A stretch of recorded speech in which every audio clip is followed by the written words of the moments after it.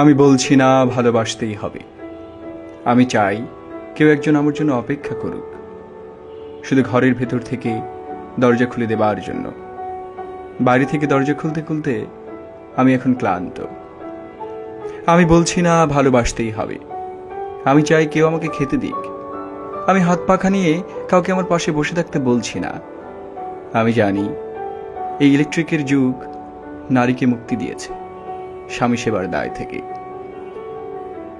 আমি চাই কেউ একজন জিজ্ঞেস করুক আমার জল লাগবে কিনা, আমার নুন লাগবে কিনা, পাট শাক ভাজার সঙ্গে আরো একটা তেলে ভাজা শুকনো মরিচ লাগবে কিনা। এঁটো বাসন গেঞ্জি রুমাল আমি নিজেই ধুতে পারি। আমি বলছি না ভালোবাসতেই হবে। আমি চাই কেউ একজন ভেতর থেকে আমার ঘরের দরজা খুলে দিক, কেউ আমাকে কিছু খেতে বলুক।